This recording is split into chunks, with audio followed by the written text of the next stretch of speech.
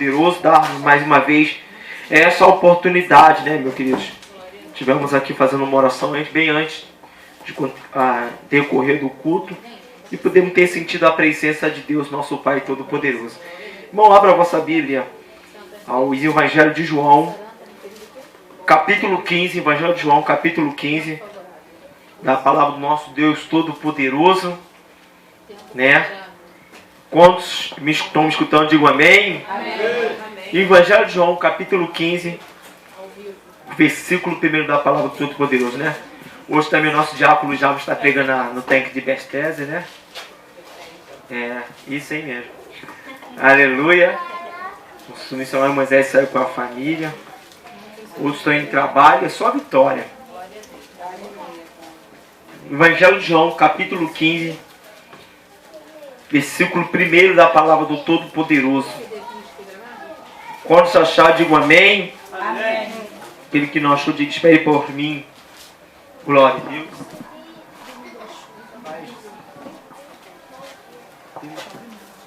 Evangelho de João, capítulo 15, versículo 1 da palavra do Senhor. Amém? Então eu vou ler para remir ao tempo. Glória a Deus. Que diz assim, Evangelho de João, capítulo 15, versículo 1. Eu sou a videira verdadeira, e meu pai é o lavrador. Toda vara em mim que não dá fruto é tirada e limpada, toda aquela que dá fruto, para que dê mais fruto.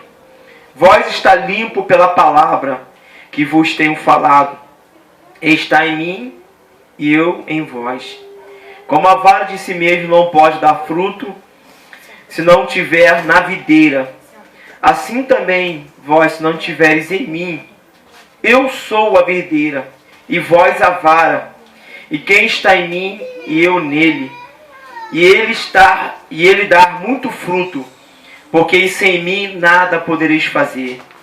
Se alguém não tiveres em mim, será lançado fora, como a vara, secará e colherá, e lançará no fogo ardente.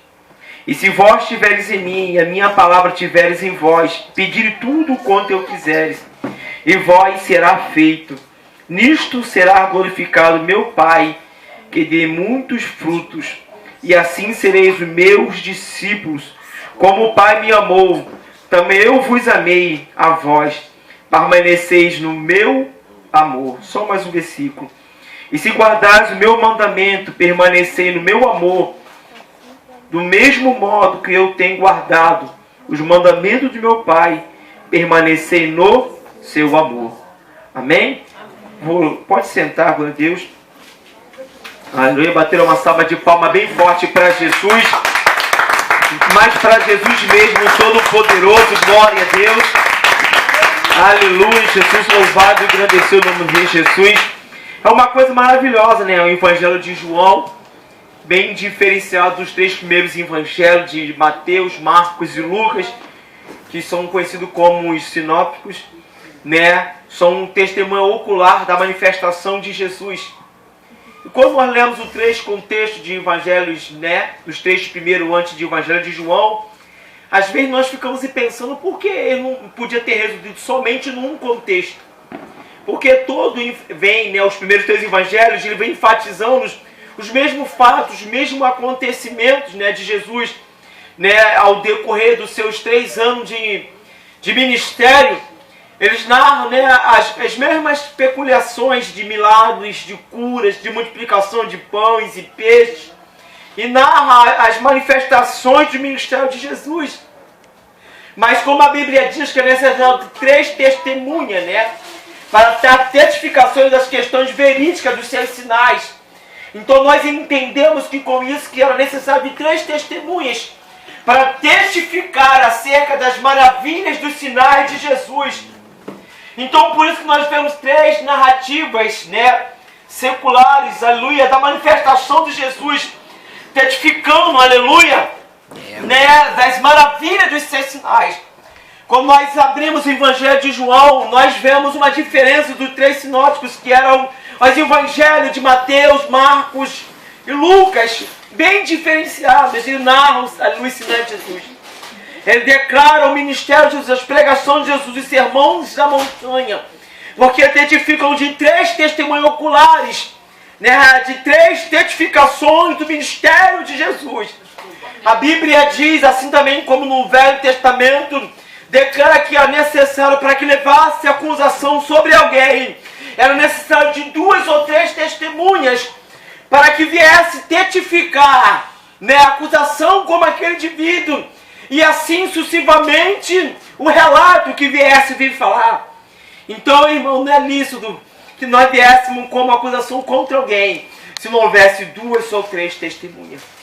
Então, por isso que sabemos as circunstâncias dos 3 textos de evangelho tão repetitivos, mas cada um narra de uma forma, né?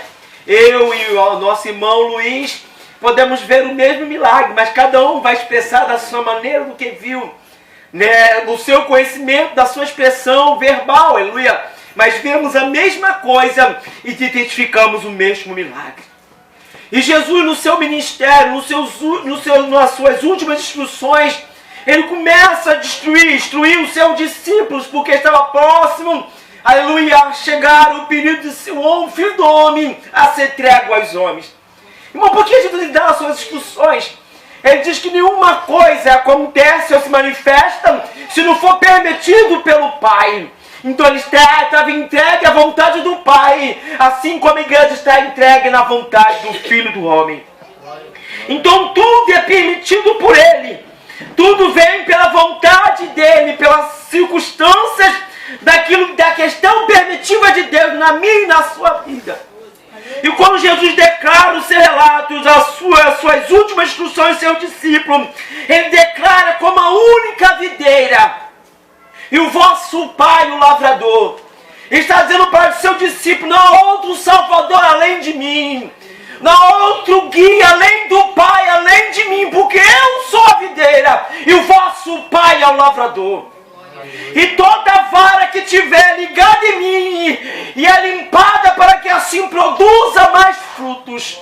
Mas Jesus se declara umas circunstâncias que se decorou 2000 anos atrás, que se decorou para Moisés naquele momento, que quando Moisés vai até Faraó, e Deus diz assim para o seu povo, quando Moisés indagava na sua imperfeição. Moisés era um homem de conhecido na ciência egípcia e na sabedoria egípcia. Era capacitado, né, no intelecto egípcio. Mas a Bíblia diz que Moisés era um homem pesado de palavra. Alguns dizem que era gago, outros dizem que ele é fanhoso. Mas Moisés se declara incapaz pela circunstância do peso de sua palavra. Na pronúncia verbal, né? Era homem adotado de conhecimento egípcio, da ciência, da sabedoria. E a maior, hoje, naquele período, tanto na liderança como um povo mais culto naquele tempo, era o próprio povo egípcio. Era um povo da matemática, era um povo dos dons agrícolas, tinha conhecimento do tempo e da estação. Então se provia dos seus conhecimentos para que provesse dos benefícios da terra. E de tudo isso Moisés também era instruído. E de tudo isso também Moisés era letrado, porque era um povo que gerava um pergaminho, as circunstâncias da letra. Então adotava o povo no seu alfabetismo para alfabetizar o povo. E nisso Moisés tinha. Mas era pesado em palavras, né? Como eu digo, alguns, até mesmo no seminário, eles narram muitas circunstâncias de que forma Moisés se declaravam que era pesado em palavras. Ele narrava que Arão era, ele indagava a Deus: Senhor, por que tu não dá isso a Arão? Irmão, tem coisas de nossa vida que não adianta, Deus deu a você, não, eu que vou fazer, é você que vai fazer. Deus deu a salvação da tua casa, Deus deu a salvação da tua família. Deus deu uma palavra que por mais Manuel possa ser eloquente em suas palavras, fervoroso em sua pregação, mas Deus incumbiu a você na sua simplicidade, na forma como Deus vai te usar. E Ele disse para Moisés: Moisés, não sou a boca do mudo, não sou o ouvido do surdo. Deus estava dizendo: Moisés, não sei o que faço o mudo falar, não sei o que faço o surdo ouvir, e não posso eu fazer da tua boca falar, Moisés. Você não está entendendo por que eu estou precoce gostando desta palavra. Depois que Deus convenceu a Moisés de dizer que ele era a boca do mundo, dizendo em outra expressão: eu faço se quiser o mundo falar, Moisés. Eu faço se eu quiser o surdo ouvir. E também faço do peso da tua palavra em gerar eloquências, em sabedoria, e assim como tu quiseres, Moisés. Eu faço como eu quero, da maneira como eu quero. Era isso que Deus está falando para Moisés, declarando que aquele que estava diante dele era a formação de toda a criação. E quando Moisés entendeu, quando Moisés compreendeu que verdadeiramente ali estava o Criador de todas as coisas e a circunstância da sua existência, aí Moisés indaga, como muitas das vezes indagam no seu ministério. Muitas vezes, como diz em Provérbios 24, versículo 10, se te mostraste frouxo no dia da tua angústia, pouco serás a sua força. Mas por que se eu mostraste frouxo no dia da minha angústia, e pouco serás a minha força? Está aí o peso daquele que tem poder de fazer o mundo falar, o surdo ouvir. É incapacitar o Deus que está acima de tudo e todas as coisas. Menosprezar aquele que tem poder, terra. Quando no meio do dia da tua angústia, tu te mostraste frouxo, tu estava colocando aquele que pode remir a tua guerra, pode remir a tua batalha, pode alterar qualquer frustração. Deus até entende que na tua alma, por isso que o Senhor diz assim, eu vou expressar, mas por isso que o Senhor diz assim: lançai sobre mim toda a vossa ansiedade. Quando Deus, Ele manda nós expressar todas as nossas ansiedades, é chegarmos a Ele e indagarmos a nossa fraqueza, é indagarmos as nossas necessidades, é lançar aquele preso momento de nossa aflição a Deus, é saber descansarmos nele, é sabermos aguardarmos neles. É isso, terra. Quando a minha alma está afligida, eu vou pelo meu canto e começo a chorar nos pés de Jesus. Eu começo a lançar a minha angústia. Eu começo a lançar a Deus: Senhor, eu estou fraco, Senhor. A minha alma geme, meu coração treme. O mundo, ele cada vez mais, ele se opõe a essa própria concupiscência da minha carne. Então eu dago a Deus naquele momento a minha fraqueza. Aí quando Ele vem, irmão, o que Deus mais Ele tem prazer quando nós colocamos a nossa fraqueza diante dEle. É quando você coloca esta fraqueza, pedindo aquele que, como foi falado aqui no período do culto, não temai-vos, pois, mas fortalecer do poder de Deus e irrevertível de todas as armaduras. Então fortalecer deste poder de Deus, mas é irrevertível de todas as armaduras. Então não temai-vos, mas fortalecer deste poder de Deus. É nisso que Deus estava tentando falar para Moisés. Mas o que Moisés disse: então o que eu farei? Então ele disse: em que nome eu farei para Moisés? Porque eu já te falei que Moisés era conhecido de toda a ciência, de toda a cultura, de todo o intelecto egípcio. E Moisés dizia assim: que nome eu farei para quem Faraó? Eu direi que há de libertar o meu povo. Porque Moisés falou assim: quando eu for para a terra do egípcio, eu terei diante da Deus Ezera, eu estarei diante do Deus egípcio, eu estarei diante dos Deus pagões, que eles especularão de que Deus te ordena para que eu possa te libertar. Então Moisés confrontaria com o Deus dos egípcios, com os deuses que de muitos são naquela terra. E Deus sabia, como Deus falou para Moisés: Moisés, diga que eu sou contigo. Aleluia. Glória a Deus. Eu sou. Imagina se Deus falasse o nome para Moisés naquela hora. Diga somente que eu sou contigo. E aqui, em João 15, mais uma vez, o Filho do Homem se declara: eu sou. A primeira pessoa do singular do pronome. E eu sou. Eu sou contigo, terra. Esse, quando A Bíblia diz a Elias no Getsêmani.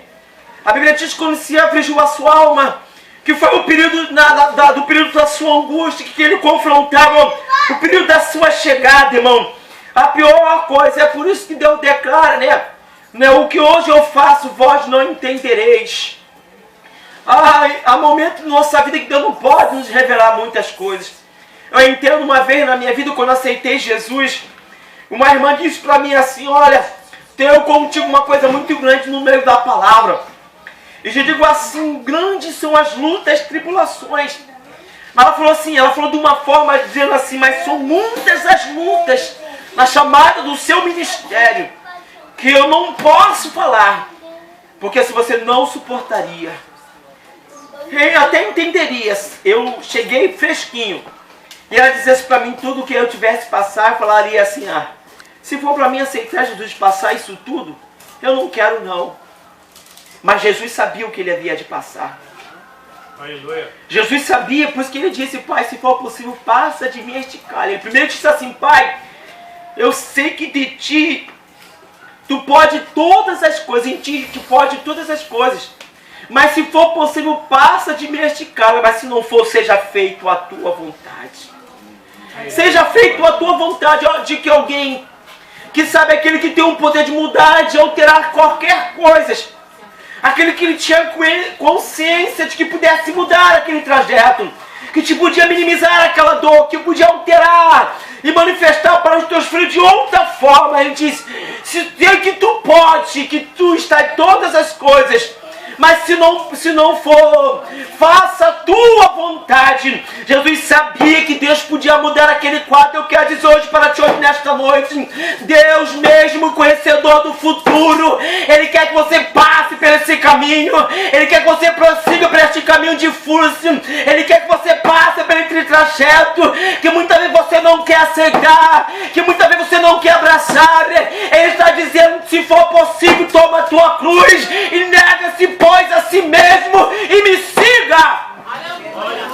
Siga neste caminho difícil. Se Jesus não aceitasse, aquele momento de não ser crucificado, a crucificação não era nada da terra. O que Jó receava, aquilo que eu receava me aconteceu.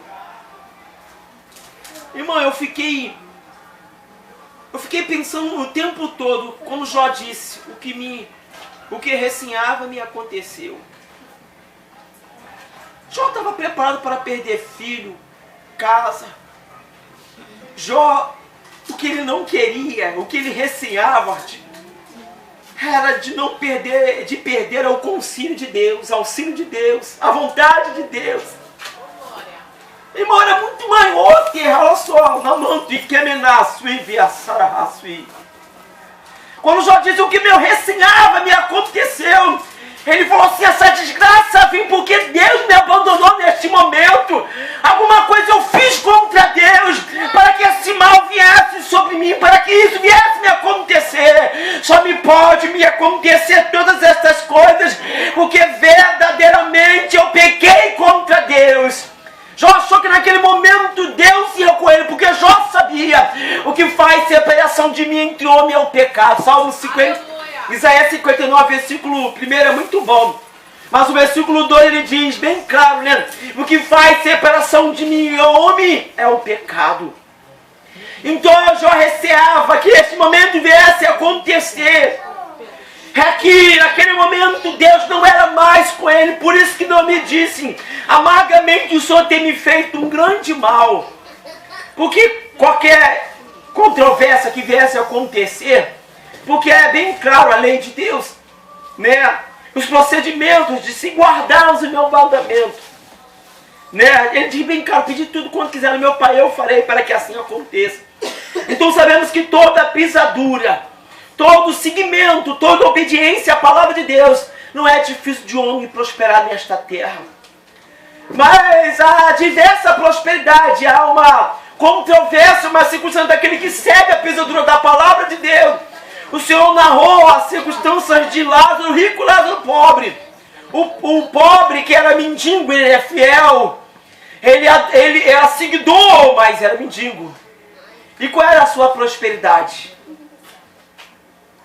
a prosperidade do Lázaro pobre, do mendigo, era o reino de Deus.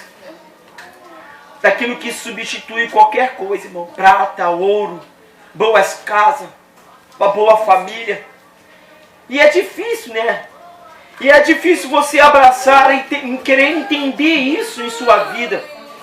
Porque a Jó disse assim, eu posso não ter nada. Mas se eu não tiver Jesus, de nada disso me valeria. Se eu não tiver Ele na minha vida, se eu tiver na minha vida, no meu proceder, nada disso, de toda a riqueza, de todo o bem, de todo o meu familiar, nada disso valeria. É por isso que ele está dizendo, eu sou contigo, esta pessoa. Que diz em João 18, versículo 6.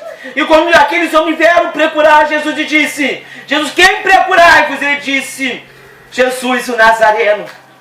E quando ele diz assim, eu sou, a Bíblia diz que eles caíram prostrados diante dele. Quando se declarou, eu sou, a quem procurai-vos. Então, irmão, quando ele disse que eu sou a quem vim procurar, eles caíram se prostrados diante dele. Eles caíram naquele momento, quando Jesus se manifestou que era o eu sou contigo. Aquele que disse que mandou as 10 pragas no Egito, aqueles que colocaram aquele povo reconhecer que verdadeiramente eu sou contigo. Eu quero dizer que eu sou contigo na tua fraqueza, eu sou contigo na tua luta, eu sou contigo nessa tua dificuldade, seja na alma, seja no teu espírito, eu sou contigo. E tu tem que estar ligado nesta videira, a importância. Eu quero vos dizer hoje, nesta noite, que nós temos que estar ligados na videira. Porque ele é videira, vosso pai é o lavrador. Então, irmão, assim como Jó, assim como Moisés testificou para Faraó, para dizer que eu sou, Faraó ainda era atrevido. Quem é esse? Para que eu possa conhecer, para vos libertar este povo, para oferecer sacrifício a ele, a qual eu não conheço. O adversário de nossa alma, irmão, ele conhece muito bem quem eu sou. A Bíblia diz que ele não obedece, ele estremece na presença do eu sou. Aleluia. É muito mais do que obedecer, irmão. Alguns entendem até a expressão quando dizem ele não obedece, ele estremece. É muito mais do que vai obedecer. É alguém que teme na presença do Todo-Poderoso. É alguém que teme que esse eu sou. Por isso que ele tenta ofuscar esse eu sou na tua vida. É por isso que ele tenta sempre apagar, como diz Tiago, né? Adúlteros e adultos, quem vos ensinou a amar-vos o mundo? Porque aquele que ama o mundo, o amor do Pai não está nele. Ele está dizendo outra expressão, Tiago, ele está dizendo assim, traidores e traidoras, quem vos ensinou a amar o mundo? Vai saber se aquele que ama o mundo aborrece o Pai. Então ele está dizendo, nós não devemos amar o mundo, porque nós estamos ligados na videira verdadeira. Aleluia. Mas uma coisa bem clara, irmão. Hoje eu estou explicando tão leve que eu estou debaixo de remédio. Estava com uma dor tão terrível hoje. Glória a Deus, mas eu sou contigo. Esse eu sou, irmão, que você está ligado nesta videira. Ele está dizendo, se meu pai é o lavrador. Tem momentos na nossa vida que queremos abandonar aquela figueira que não dá frutos, né? A Bíblia diz em Lucas capítulo 13, versículo 6... A Bíblia diz que havia uma figueira plantada no meio da vinha. E havia um certo homem que foi até ela para procurar fruto e não achou. E ele ordenou o lavrador, né? Ele ordenou o homem do campo a cortar aquela figueira, porque disse que muito tempo vinha a ti e não encontrei fruto para que ela pudesse comer. Então o que faz o lavrador? Que faz um homem que cuida da terra? Ele pediu assim, me dá, mas é um pouquinho de ano, para que assim eu dume a terra e esterque, e assim tu vem e procurais assim fruto nela. Há um momento na nossa vida que nós queremos abandonar coisas que não geram frutos em nós, que não são frutíferas em nossas vidas, que muitas vezes queremos largar a mão, mas eu quero dizer, tem alguém que ainda está lutando por você, tem alguém que não desistiu de você, que não abandonou, que não abriu mão de sua vida, ainda que aparentemente não parece o que é de ser, mas tem alguém que ainda não abandonou, e esse é Jesus, terra. Aleluia. Esse que está domando a terra, como diz em Lucas. Lucas capítulo 13, versículo 6. Que Jesus foi ali procurar na vinha, para que assim pudesse encontrar fruto, irmão. O Senhor não quer que nenhuma árvore seja estéril. O Senhor não quer que eu e você seja estéril, irmão. Quando eu conheci a Deus a minha primeira vez, quando eu tive encontro com Jesus a minha primeira vez, irmão, foi uma coisa maravilhosa. Foi uma coisa surpreendente. Quando eu ouvi a voz de Deus a minha primeira vez, foi quando eu estava bem vestido em social, né? É por isso que às vezes a gente pregam aqui a libertação interior, né? Mas santidade é um conjunto, irmão. Santidade, como eu falei, como Pedro diz, que todo trabalho seja honesto e com pudor. Mas é um conjunto. Foi a primeira vez que quando Deus falou assim, assim que eu te quero, meu servo. Estava social, eu acabei de office boy para vendedor de plano de saúde. Né? Então lá a questão da firma tinha que andar social. Né? Eu andei com a maleta, todo mundo que me via, eu levo assim, Elias virou crente. Tá, né? Tu é crente agora? Eu falei, não, eu sou apenas um vendedor de plano de saúde. Ele falou, tu é crente, Elias? Eu falei, não, eu sou vendedor de plano de saúde. Ó, pai, mas tu tá diferente. Tu tá como um crente, eu com a maleta, né? E nesse dia eu já tava começando a ouvir a voz de Deus a primeira vez. Foi a primeira vez que numa madrugada eu orava a Deus, né? No pensamento, não dobrava meu joelho, mas eu ia para o culto e sentia a presença do Todo-Poderoso. Os meus olhos eram voltados para Ele, era voltado para esta videira, a qual ele queria me religar a ela. Porque diz que a vara disse não pode dar fruto, irmão.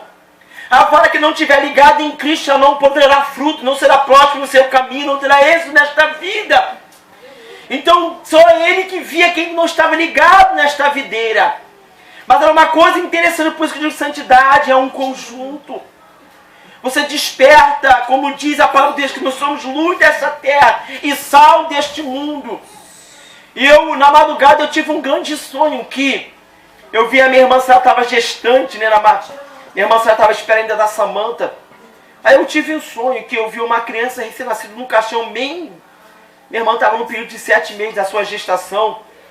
Então, quando eu tive um sonho que eu vi aquela criança meio decomposta, né? Bem sequinha. E o caixão era bem pequeno. Eu via nitidamente. Aí, quando eu tive aquele sonho que eu botei a primeira vez de vender de office boy plano de saúde, né? Vendedor de plano de saúde da Conde Croix, eu coloquei a roupa. E quando eu coloquei a roupa, foi a primeira vez que eu ouvi a voz de Deus. Aí Deus falou assim, meu servo. É assim que eu te quero, meu servo. Deus falou, é assim que eu te quero, meu servo. Porque, irmão, para alguns, era uma árvore estéril que estava no meio plantado de uma viga, onde se podia pegar de um vinho, né, produzir. Era um corpo estranho, plantado numa vinha, fora do seu aspecto, fora do seu plantio. Eu era aquela vinha, aquela figueira que muito tempo Jesus procurava e não encontrava fruto. E era assim, muitas vezes eu era estéril, porque eu não produzia fruto para Jesus.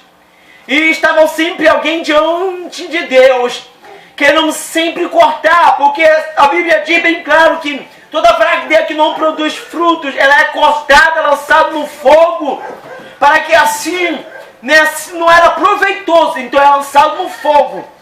Então aquele que não tem Jesus, aquele que não serve Jesus, ele morre sem Cristo. E se morre com Cristo, é lançado no fogo eterno. Então eu não quero, a minha oportunidade, a tua oportunidade, é para que nós não sejamos lançados no fogo. Aleluia. Então foi quando Jesus falou comigo a primeira vez, irmão. Quando você ouve Deus a primeira vez, é uma experiência maravilhosa. É uma coisa maravilhosa. Sabe que é você estar no meio de um mundo e você vê tudo e ouvir tudo ao mesmo tempo? E como eu paro e entendo, né? Às vezes quando eu vejo esse filme, foi aquela primeira vez que eu vi o Poderoso Deus, né, com Jim Carrey. É uma coisa interessante. Aí ele perguntava assim a Deus, ele se colocou no lugar de Deus. Né? Ele disse para Deus, se ele estivesse no meu lugar, ele não deixaria acontecer isso. Aí ele falou assim, então tu vai ficar no meu lugar. Tinha uma coisa que era verídica, bem real. Quando ele ouvia muitas vozes ao mesmo tempo. Só Deus, irmão, pode ouvir todo mundo ao mesmo tempo. Eu não posso ver a Juliana e a Tati, a Joana e a Leia ao mesmo tempo.